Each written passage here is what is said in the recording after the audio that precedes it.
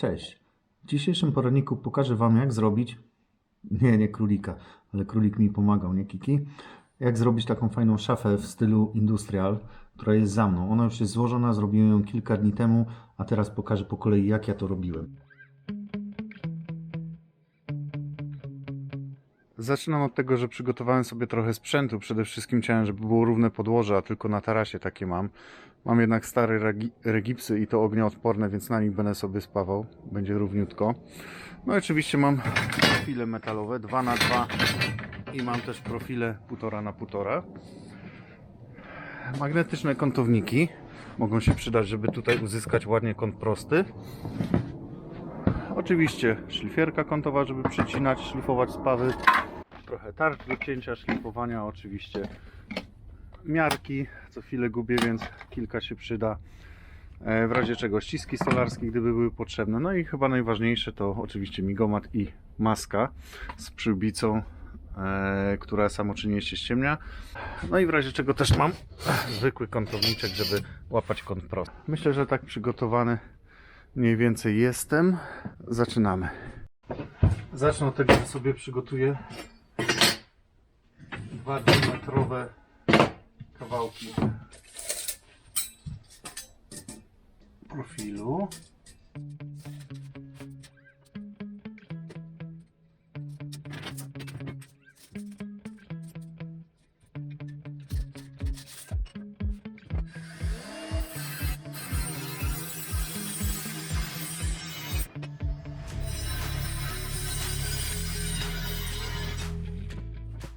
To będzie przód i tył z mojej szafki. I teraz chcę, żeby cała szafka miała 40 cm. Teraz słuchajcie, jak zrobić, żeby tutaj zrobić taki fajny ukos pod kątem 45 stopni. Po prostu układam równo teraz te moje profile. No i zaznaczam, gdzie się pierwszy kończy. Będzie tutaj. Teraz to samo robię w drugą stronę, czyli to może mi jest niepotrzebne. O tutaj. I zaznaczam, gdzie się kończy pierwsze. I teraz ta odległość tutaj, jak ładnie sobie obetnę, to powinno być idealnie pasować. Zaraz sprawdzimy.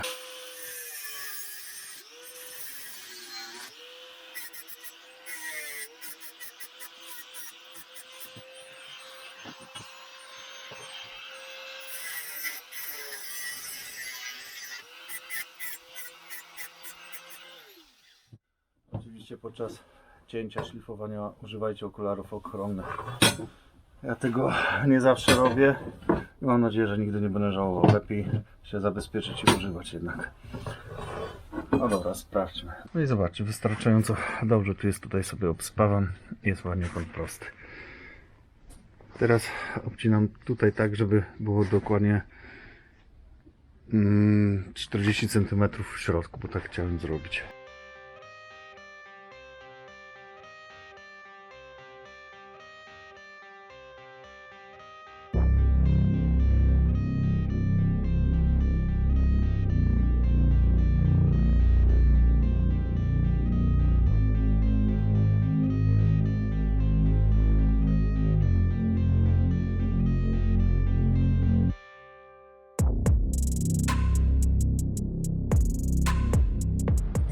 Słuchajcie, kilka rzeczy, żeby wyjaśnić. To, że tutaj idealnie nie wyjdzie czy coś takiego, to nie ma znaczenia. Ważne, że tutaj trzymam kąt. Dodatkowo sobie, znaczy kątowniczkiem zawsze tu dociskam i sprawdzam przed hefnięciem, więc musi być dobry kąt, prosty. No i najważniejsze, żeby było tu w środku tyle co chcę, czyli 40 dokładnie centymetrów. Jeżeli coś jest nie tak, to sobie przesuwam na kątowniczkę, parę i tak zaspawam. Teraz jeszcze jedną rzecz. Zobaczcie, że jedną szlifierką tnę, bo tam jest tarcza do cięcia, a na drugiej mam tarczę do listki i obszlifowuję, robię fazy po to, że jak zaspawam tutaj, spaw zrobię, to będę mógł na gładko wyszlifować, a spaw sobie w tej fazie zostanie i mi nie pęknie. Gdybym tych faz nie robił i bym próbował na gładko zaspawać, wyszlifować później, no to oczywiście bym spaw zrezał i niewiele by tego trzymało. Jeżeli chodzi o sam migomat, no to Metodą prób i błędów to sobie ustawiam. Jeżeli za mocno spawa, to zmniejszam, jeżeli za słabo, to zwiększam. No i najpierw, jak widzicie, robię sobie ramkę pod spód mojego mebelka. Jeżeli mam pewność, że tutaj wymiary wszystko jest ok, to też zauważyliście, że tu sobie dociskam, żeby było idealnie tutaj równo. Coś może podejść mi pod to i jeden kątownik będzie wyżej, jeden niżej, więc żeby tego uniknąć, po prostu sobie dociskam i wtedy heftam.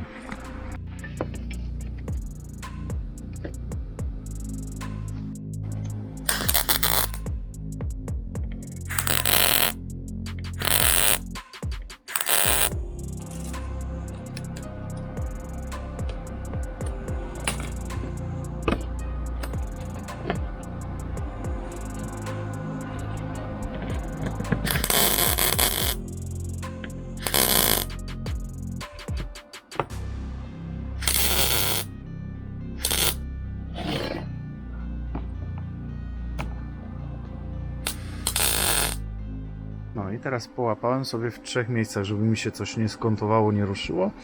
Sprawdzę sobie wymiary, pomierzę, jeżeli jest wszystko ok, mogę to obspawać całe.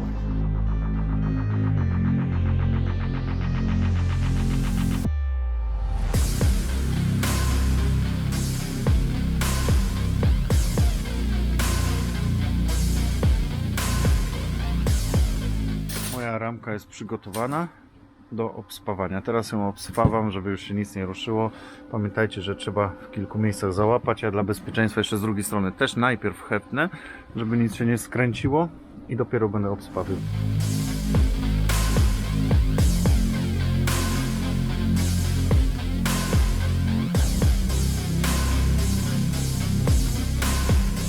No i gdy wszystko już ładnie obspawałem z każdej strony, to teraz zeszlifuję te spawy, żeby wszystko było gładziutkie.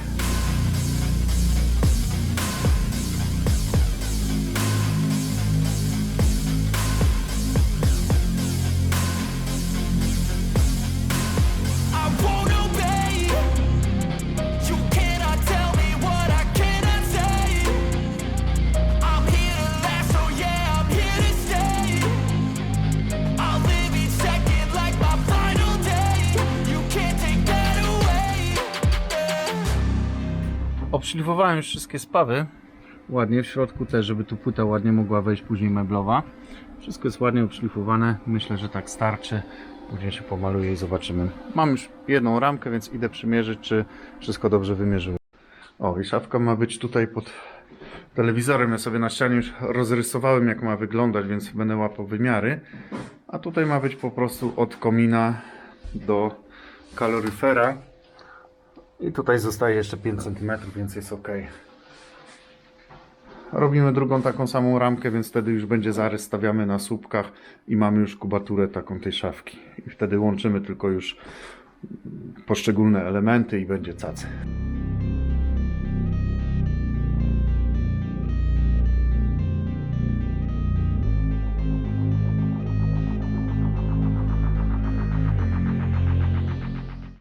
No i udało się. Mam dwa identyczne prostokąty. Jeden będzie dołem, drugi będzie górnym blatem.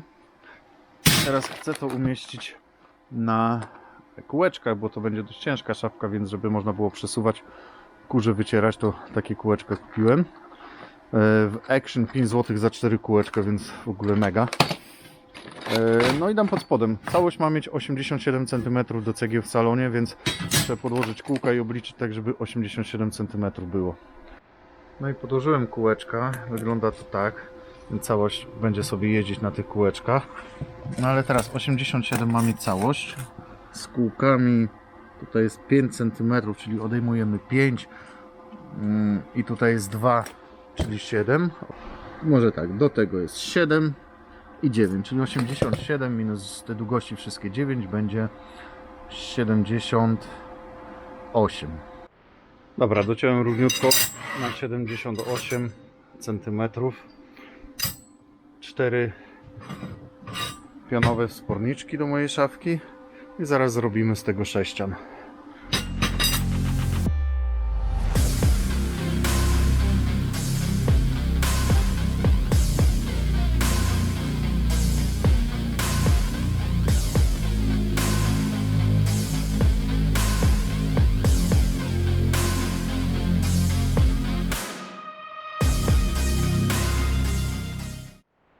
i sześcian już widoczny.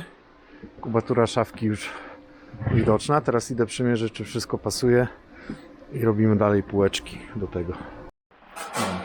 A tak wygląda tutaj dopasowana, właśnie o to nam chodziło. Dojdą jeszcze kółeczka, więc tutaj akurat do cegieł. Na razie nie robię na dole cegieł, bo nie wiem, czy będą potrzebne. Zobaczymy. Kubatura już jest widoczna w mojej szafeczki, więc robimy dalej. No i do mojego sześcianu dospawałem jeszcze tutaj, jak widać, na półki, na szafki już orurowanie, że tak powiem. Profile. Niestety padła mi bateria i to się nie nagrało, ale tutaj wszystko widać. Dospawałem po prostu rurki. Teraz tak, tutaj będzie otwarta przestrzeń, czyli tu będzie można coś wsadzić, a tu będą drzwiczki. Zaraz jeszcze do tych drzwiczek dospawam ramki. Kupię zawiasy takie ładne, takie zwykłe toczone i będą się otwierać tu drzwi, więc już widać, jak ta szafka powoli będzie wyglądać. Najważniejsze jest zmontować właśnie ten sześcian, który widzieliście. I do tego sześcianu już żaden problem jest, mamy wymiary, można sobie w każdej chwili zmierzyć, co odległość gdzie jest i dorobić taki kształt szafki, jaki chcemy. Ja sobie coś takiego wymyśliłem i tak będę to robił. No dobra, kubatura szafki mniej więcej przygotowana, teraz wszystko obspawam, obślipuję spawy, później jeszcze dorobię tylko drzwiczki i powinno być ok.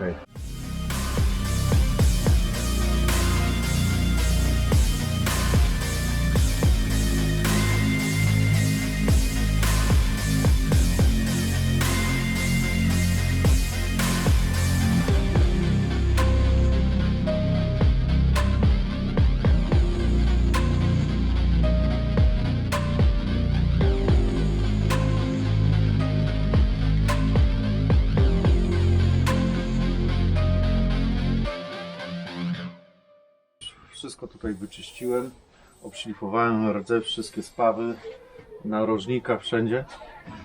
Więc teraz przyjdzie czas na mocowanie blatu. Ponieważ blat zrobię z wciętej na wymiar z hipermarketu płyty meblowej, to muszę jakoś zrobić mocowania, żeby tutaj ten blat móc na czymś położyć i go przykręcić. On wejdzie tutaj w to. Więc ja zrobię sobie coś takiego, że przykręcę sobie do tej deski takie wsporniczki, żebym wiedział, kiedy będzie równo i wtedy przyłożę pod spód coś i dospawam. Zależy mi, żeby to zrobić równo, więc wymyśliłem coś takiego, że tu sobie będę podkładał dechę.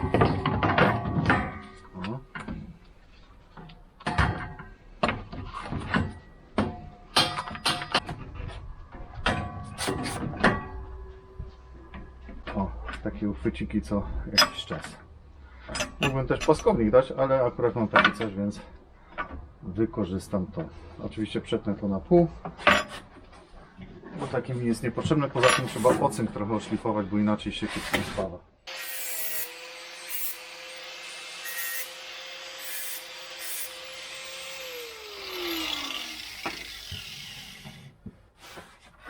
Z jednego takiego kątowniczka mam dwa mocowane. Więc myślę, że jak sobie zrobię je za jakieś tam 30-40 cm, to będzie akurat.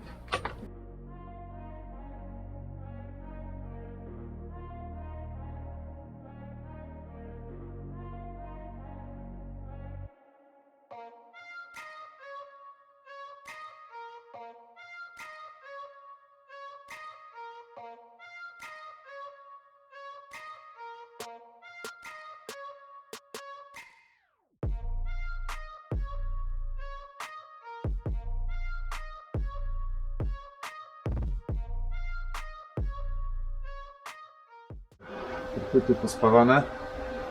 Teraz czas na drzwiczki, jeszcze ostatnia rzecz. Drzwiczki i praktycznie będę mógł mierzyć i zamawiać płyty meblowe.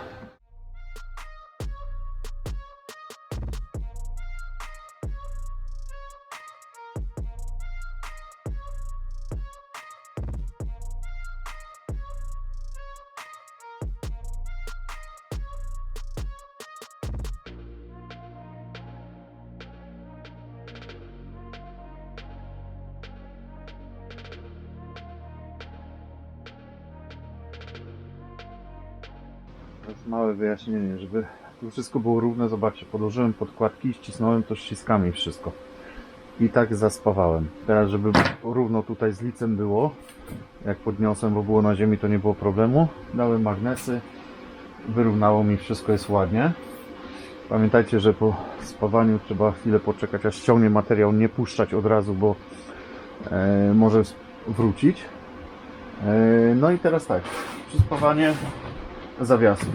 Ja miałem zawsze taki patent, że brałem sobie opaski, nie mam innych, mam takie akurat, ale ta grubość opasek to jest idealna. Nie róbcie tego bezpośrednio na metalu, bo jak jeszcze pomalujecie, będzie obcierać o farbę i ją zniszczy po prostu. Więc ja sobie robię po prostu na opaski zaciskowe.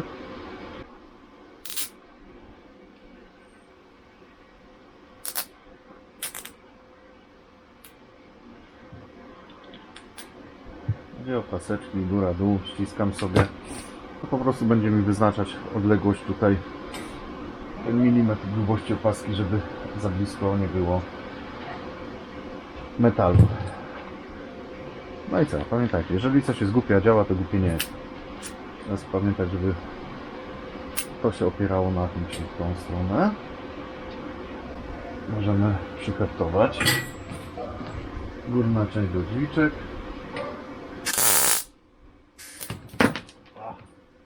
Masy gdzieś dobrej nie ma. Coś mi wygodne. Dobra, wymienię rękawiczki, bo to już się nie nadają do niczego.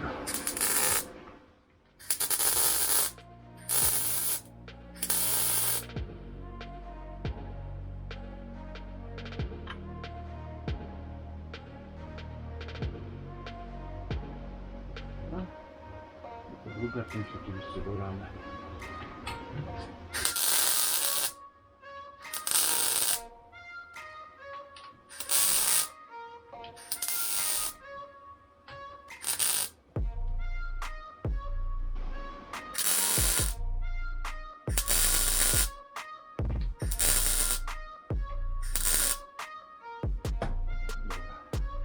Jeszcze nic nie ruszy. Weźmiemy sobie zawiasy.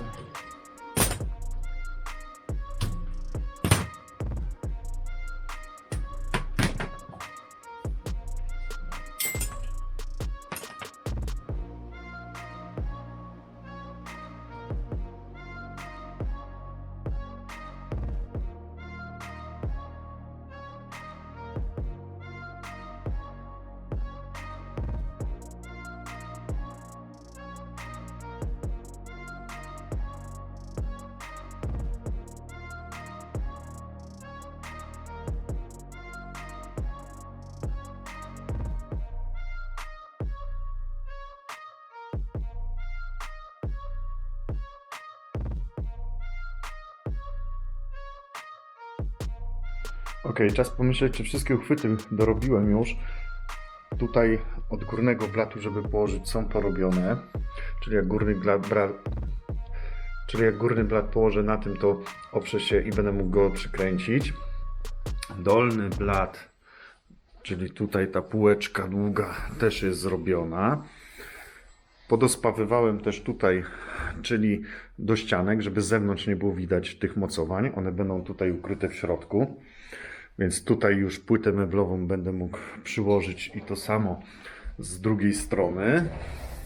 Od zewnątrz też nic nie będzie widać, będzie idealnie widać płytę meblową. No i teraz myślmy dalej, żeby jak najmniej tutaj tych mocowań robić. Dolna podłoga tej szafy też już jest przygotowane, mocowania położę, nie będzie tego widać. No i teraz zostają nam do przemyślenia ścianki. Tutaj będę chciał wsadzić płytę. No ale teraz będę mógł ją do dolnej płyty od dołu tutaj przykręcić na wkręty meblowe. I co? I tutaj ewentualnie od góry będą prawie niewidoczne. Bo jak tutaj podospawywuję, to znowu może być widać. Tutaj dorobiłem tak, żeby z przodu nie było widać, tylko z tyłu jest blacik. Pewnie dorobię tu i tak półeczkę. Dobra, ścianka tutaj, pomyślmy. Podłoga jest i tu będzie sufit, więc będę mógł sobie przykręcić ją od dołu, nie będzie to widoczne. Natomiast tu kurczę od góry, jakbym przykręcił, to nie chcę tego robić, to może być widać. Pomyślmy, jak to zrobić. Ani tu nie chcę przykręcać, bo tu nie chcę żadnych wkrętów mieć na tej linii. Więc od dołu mogę to przykręcić. A od góry, żeby nie było widoczne, tutaj jest szafka, więc najwyżej dam jakieś kątowniczki takie plastikowe, meblowe albo metalowe. I to będzie w szafce, nie będzie widoczne. Tutaj półkę teraz, żeby zrobić.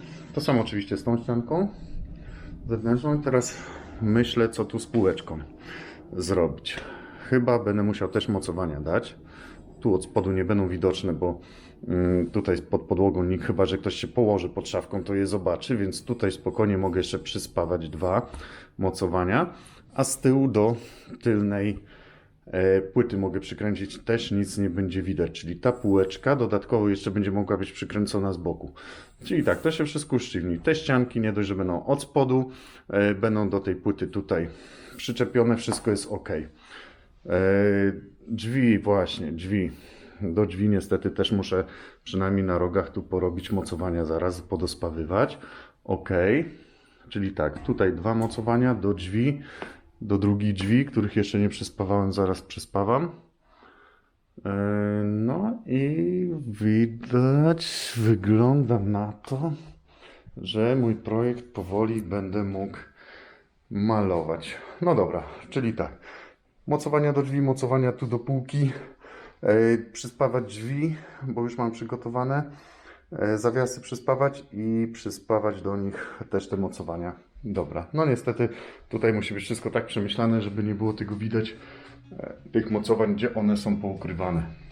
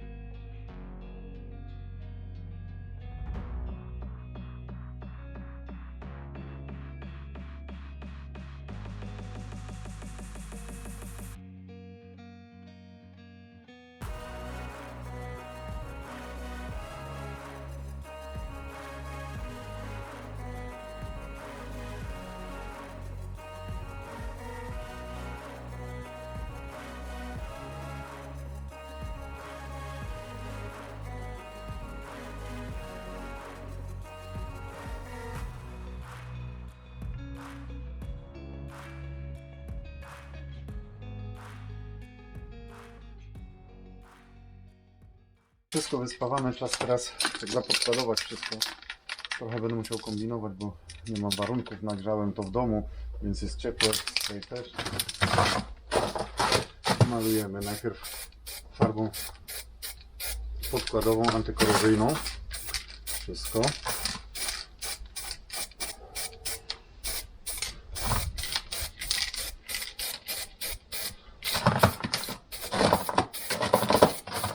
Ja wiem, że to będzie w domu stało, ale podkład fajnie też jest dość gęsty, więc fajnie zalewa dziurki po szlifowaniu, na przykład szlifierką i tak dalej. Choćby z tego względu podkładzik.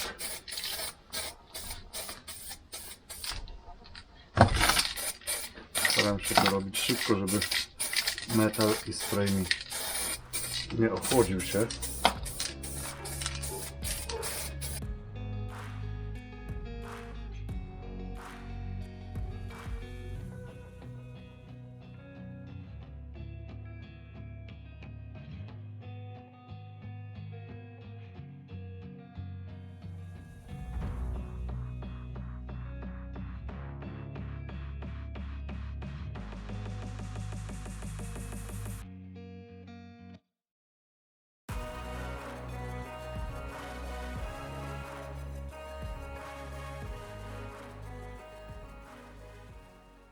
Malujemy naszą konstrukcję. Zacząłem od dołu, postawiłem tak, żeby dół pomalować i wszystkie te dolne powierzchnie. Później postawię normalnie szafkę i już pomaluję resztę.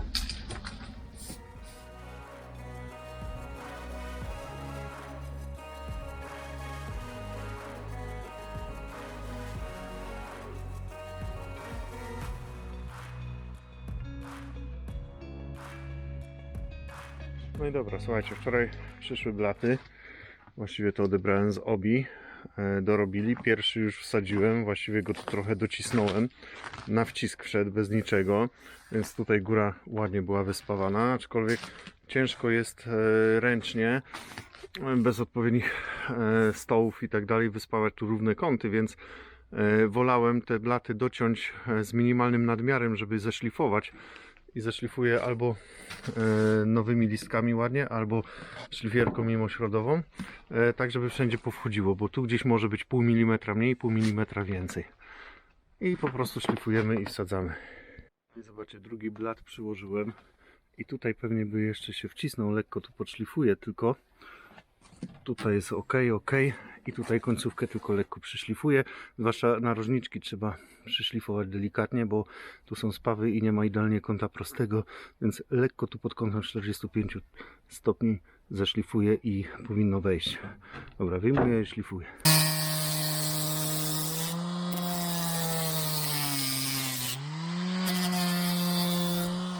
Okazuje się, że taką szlifiereczką mimośrodową można bardzo ładnie tutaj sobie zeszlifować, idealnie równiutko i tak będę leciał.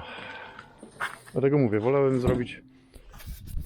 wolałem zrobić większe wymiary, zeszlifować, niż zrobić milimetr za mało i zostanie szczelina. Ale to jak wolicie, jestem perfekcjonistą.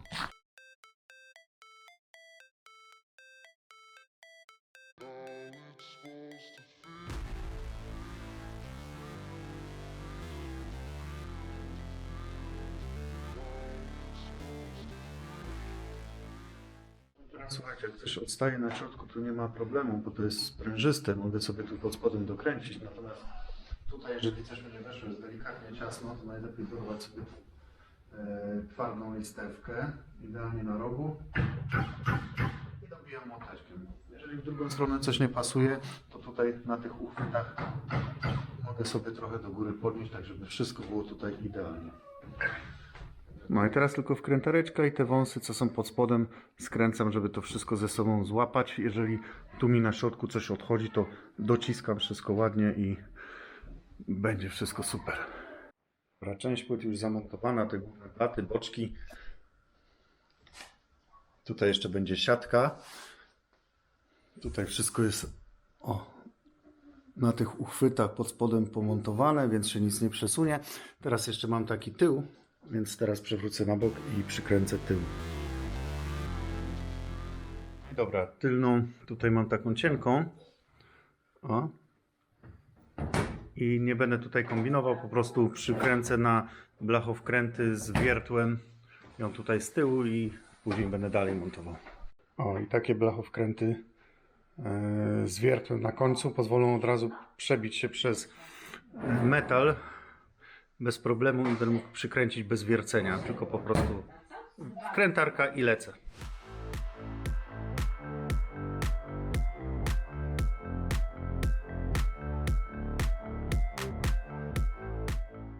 No i powoli szafa nabiera swojego kształtu. Jeszcze tutaj w środku półeczki, drzwiczki i będzie prawie koniec.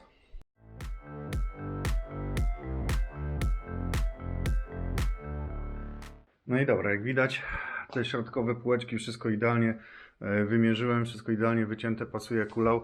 Teraz, żeby tutaj nie kombinować z kątowniczkami, nie dospawywać, żeby tego nie było widać, to ja po prostu pomyślałem, że tutaj nawiercę teraz dziurki i te półeczki ze sobą skręcę wkrętami do mebli. To samo zrobię tutaj od spodu, nie będzie tego widać. I wszędzie będą łączenia, których w ogóle nie widać. I tam od z tyłu do płyty też. Więc wszystko będzie tutaj trzymać się mocno, a nie będzie nic widać, żadnego mocowania.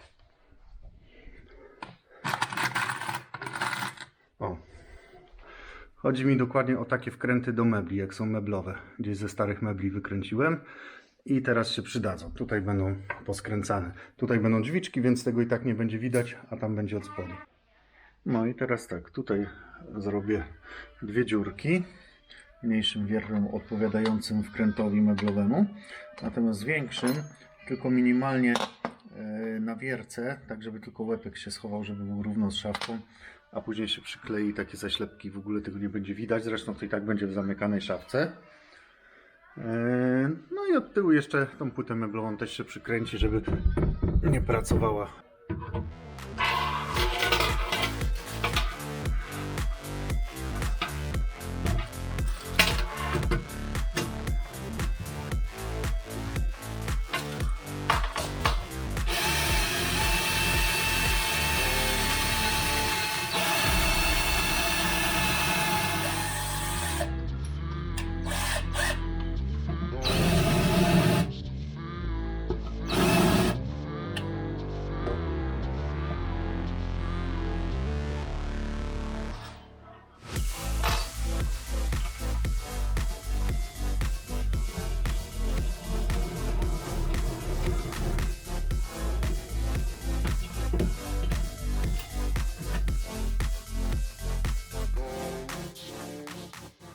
Wkręty zrobione od wewnątrz, wszystko idealnie, nic nie widać.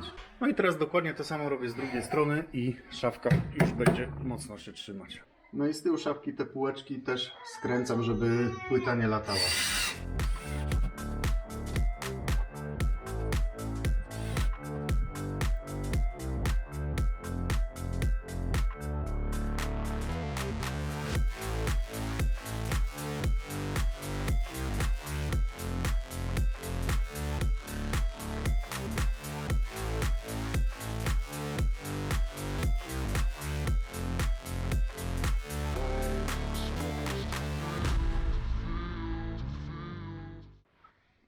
I zobaczcie, jak to fajnie już wygląda. Tutaj jeszcze na koniec postanowiłem dać siatkę. Miała być początkowo płyta, ale stwierdziłem, że będzie zasłaniać kaloryfer, więc żeby tego nie robić, daję siatkę. Na razie chyba przykręcę po prostu taką. Jak będzie mi coś nie pasować, to sobie ją pomaluję na czarno też, ale to też taki inny element może być kolorystycznie fajny. Natomiast co to jest za siatka? To jest siatka kupiona od filtrów. Tam, gdzie robią filtry powietrza, bo też tam, gdzie sprzedają, też dorabiają filtry powietrza. Mają z metra taką siatkę. 70 zł za metr. To jest nic w porównaniu z tym, co formatkę kupicie metr na metr w Castoramie. Nie pamiętam za ile, ale bardzo dużo chcieli. Tutaj mam za 70 zł. Kupiłem kilka metrów od razu, więc będę sobie robił różne rzeczy.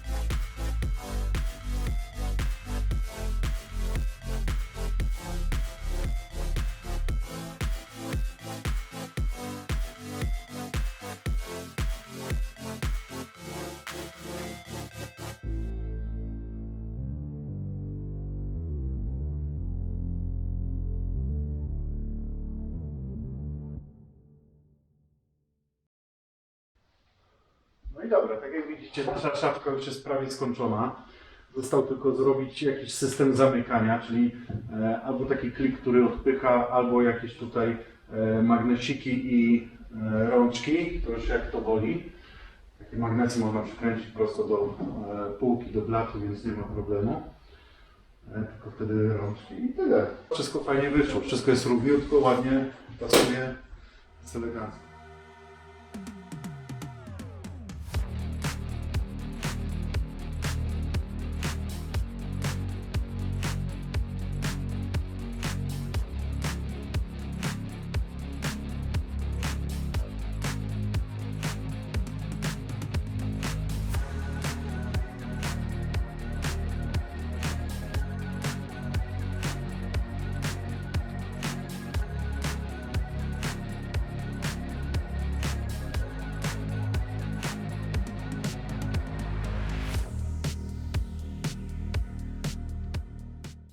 No, do tego kupiłem takie klamki, fajne, takie dyskretne, czarne też już, po 10 zł za sztukę i zobaczcie, jak tutaj je przyczepię, w ogóle ich nie widać, że są, a można złapać i pociągnąć, więc tutaj od środka one są skręcane, przykręcę też do blachy, na takiego małego blachowkręta. Do tego jeszcze magnesy. Zdecydowałem, że na razie zostanę przy magnesach, więc sobie gdzieś tu, czy tu od spodu, gdzie nie widać, przyczepię magnes i będzie łapał tą półkę, te drzwiczki. No a oczywiście klamką będę je sięgał, bo teraz jak widzicie nie ma czym. Teraz to sobie magnesem sięgnę.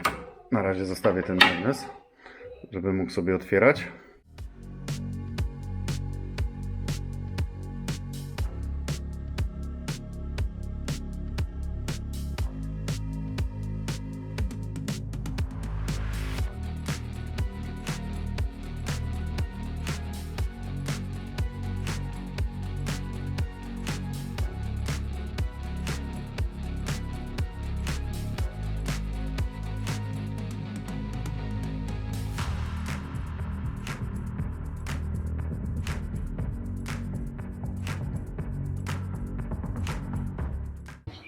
Tata przykręca śrubki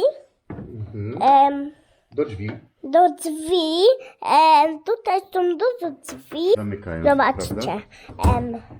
Już one nie będą tutaj w ogóle. Widzicie? Widzicie?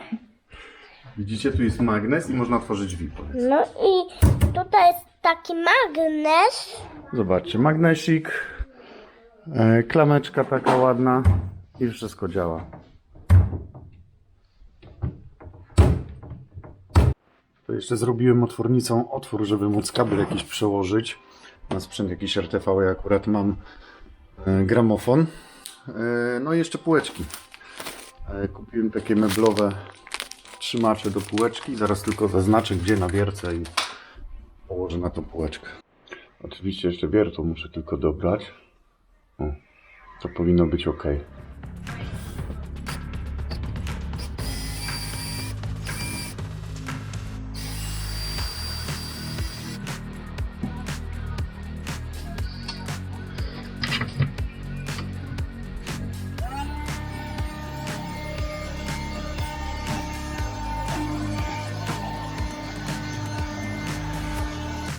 No i tutaj niestety w Leroy ponownie mi zły wymiar o prawie 10 cm ucięli, więc sam musiałem dociąć. A nie mam takiej możliwości idealnie docięcia równo tak jak tutaj. Poza tym i tak tu by było takie obrzeże, więc można by sobie żelazkiem tu naprasować, są takie naprasowywane. Ale ja stwierdziłem, że takie plastikowe sobie kupię i tylko wcisnę i będzie też fajnie.